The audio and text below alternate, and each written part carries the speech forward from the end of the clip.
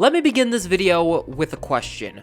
When it comes to the species and races that exist throughout video games and other sorts of media, what's the first to come to mind? Is it the wise, most of the time dragons that dominate whatever setting they find themselves in?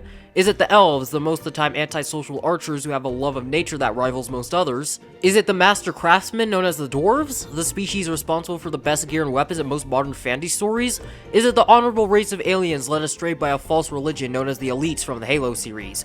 Or is it these goofy boys from Warhammer 40k, which I only know about because they use their own teeth as currency and have one of the greatest music videos I've ever heard from that franchise, which isn't much because I just don't know that much about Warhammer. There are so many fascinating races and creatures throughout all sorts of media, but none of them are as strange as trolls. Trolls as a fantasy race are weird due to how varied they can be and how they don't exactly have the same level of consistency as the other fantasy creatures. The only real criteria for them is that they have to be somewhat humanoid, but from there you can basically do whatever the hell you want with them. You want a tiny troll the size of your hand with hair that can act like a tentacle? Well, you can do that. You want some dude who chills out under a bridge and bullies goats for a living? Yeah, you can do that as well. You even see trolls in horror films like that one movie from 1986 in Troll Hunters, and even there the trolls are completely different from each other, which makes it less of a surprise that the trolls in Skylanders are so separate as well that you can classify them as a completely different species.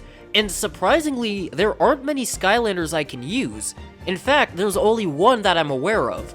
Boomer, and he's involved in one of the most insane comics that I was able to find, and the lore is deep. And when I say this lore is deep, I mean that it's so deep that I changed the video just to focus on it and make the video all about him. So with that out the way, let's get right into it. Bring the boom! When it comes to Skylanders, there are a ton of them that you play as, so it's kind of obvious that Skylanders would be forgotten or ignored over the years. But when it comes to being forgotten, Boomer is a very special case.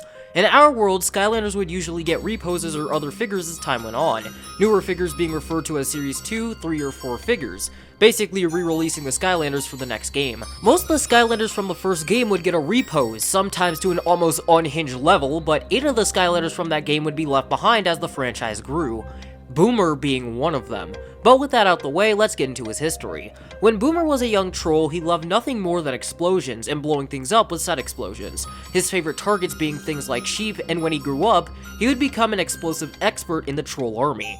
Even though the army provided him with a lot of things to blow up, there was something wrong to him about all of it. The army took blowing things up seriously and they were more dedicated to waging wars, so Boomer decided to abandon it. When the troll general learned of this, he was pretty peeved, not because he left, but because he needed someone to blow up a dam and flood a village. But apparently, Boomer heard about the plan on his way out and decided to do something about it. When his former comrades blew up the dam, he hurled as much dynamite as he could into a nearby flock of sheep, which launched the sheep into the oncoming water and their fur soaked it all up, foiling the troll's plan, and the second Eon heard about this, he signed him up for the Skylanders. You did not mishear me in the slightest. All of this happened, and if you think that this is insane, then you have never read the Secret Agent Secrets comic book. Now, this book is the reason why I switched the video to be entirely about Boomer, just because of the amount of stuff implied and shown in his part of the book. But for now, let's just jump into it. In the book, Boomer, Voodoo, and Ghost Roaster are an elite squad of Skylanders under Buzz, and when the group was sent on a mission in Motleyville, they would proceed to go missing for months. Only after their disappearance for at least 2 months, the Skylanders, mostly Spyro, realized that something was wrong, and the Skylanders sent 3 of the Superchargers, Nightfall, Stormblade, and Spitfire, to figure out what happened to them, only for the Superchargers to get immediately captured by the 3 elites, who are now working with a villain called Spellslamzer. The Superchargers are then imprisoned in a cage that nullifies their powers, and to send the point home, the elites actually laugh at Nightfall when she's electrocuted to the point that she collapses in her cage. When Stormblade asks why they were doing this and how they could turn their backs on Skylands and Eon like this, they told their former allies that they were tired of being tossed aside for groups like the Superchargers and how they constantly had to do Eon and Buzz's dirty work, in secret with no recognition, which is already a bombshell of information, but I'll get back to it in a second. The Superchargers would then make an attempt to escape, but Boomer and the elites would intercept them, and after a short fight, recapture them. Ghost Roaster actually going out of his way to mock Stormblade, and because of this incident, Spellslamzer decided to take the Superchargers with them, saying that, if they're so interested in what I'm doing, we'll include them in the fun. and he chained them to the front of their vehicles. The three former Skylanders then took the Superchargers' vehicles and the drivers along with them as they went with the Spell Slammer and his army to attack the Radiant's mines. At this point, the others at the Academy, including Chaos for some reason, which probably has an explanation somewhere, would begin to realize that something is really wrong, and Chaos suggested to Spyro that he sends a large group of Skylanders out. But Spyro says that he won't risk anyone else and he would go out on his own, and he manages to somehow convince Mag and the others in the room to let him out. We then cut back to the villains attacking the mines in full force, many of the workers there realizing that the Skylanders aren't there to save them. We then cut back to the outside of the mines where the three Skylanders are attempting to break out of their chains, with poor Stormblade just demoralized on the hood of her jet before her and Nightfall get in a fight, because Nightfall is just a pain during this entire book. I know that she has a reason to be pissed off right now, but the amount of times that she's picked fights with people for like no reason is just excessive. Before the fight can escalate, however, a Spellpunk comes in to save them. The Spellpunk shedding their disguise and revealing themselves to be Softpaw. If you don't know who Softpaw is, he's the guy from SWAT Force who helps us break into Chaos's fortress. And from what I understand, he makes an appearance in not only Superchargers, but Imaginators as well, which is a pretty cool tie-in. Anyhow, he would explain to them that he and the rest of the elites are actually deep undercover, and that the reason they disappeared for months is because they had to avoid detection. But he would tell them that doing stuff like this could change a person, and hope that they weren't too late. We then cut back to the inside of the mines and the elites forcing the Mabu miners to transport Radiance crystals. Spell Slams are promising to make the elites his top men after this was over. During this, a Mabu would drop some crystals and Spell Slams would order Voodoo to cut them down, only for him and Boomer to spring into action and betray Spell Slammer. But when they would tell Ghost Roaster to chain him up while they fought off the henchmen, Ghost Roaster wouldn't turn on the Spell Slammer. He realized that he and his group were eventually going to be tossed aside like they never existed. Even if they turned the Spell Slammer in, they wouldn't even get the credit for it, and that they would be buried like they never even existed.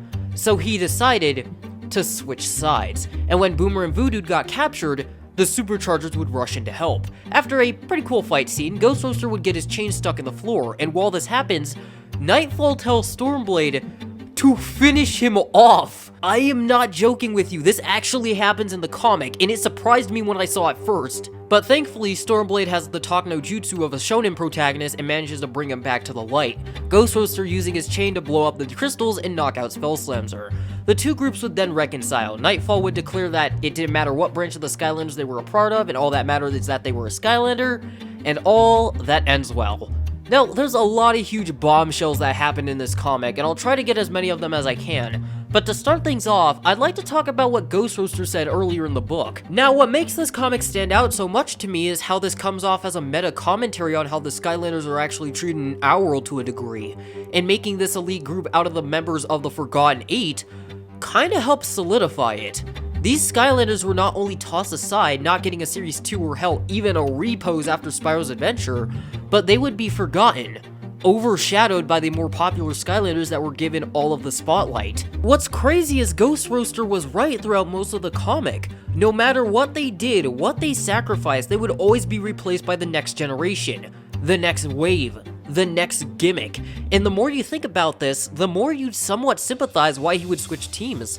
But the other thing that I want to talk about is how they would do Eon's dirty work. Now, you could say that this is just the elites pretending, but considering how almost unnecessarily mean they were being, and how Softpaw noticed that they were beginning to slip, it suggests to me that everything that the elites said, or at least what Ghost Roaster said, is probably what they felt about all of this. And for me personally, this makes me question if any Skylanders were tossed away.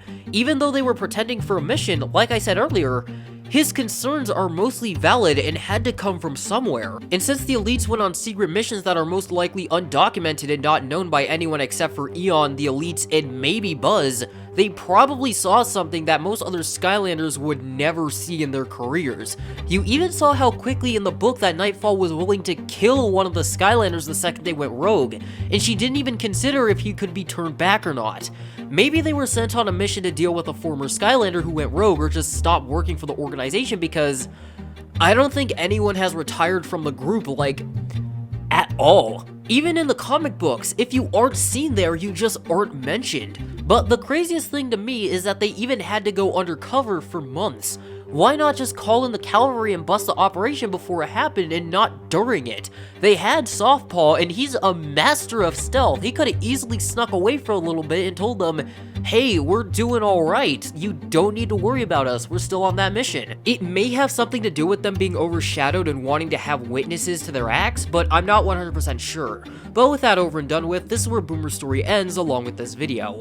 I know that he makes an appearance in the Machine of Doom, but I already discussed his involvement in it in the Spyro video, so you can go take a look at that if you want to see it. Like always, hit the subscribe button if you enjoy content like this, share this around so I can grow the channel, leave some comments down below to make the algorithm happy, and I will see you all in the next one.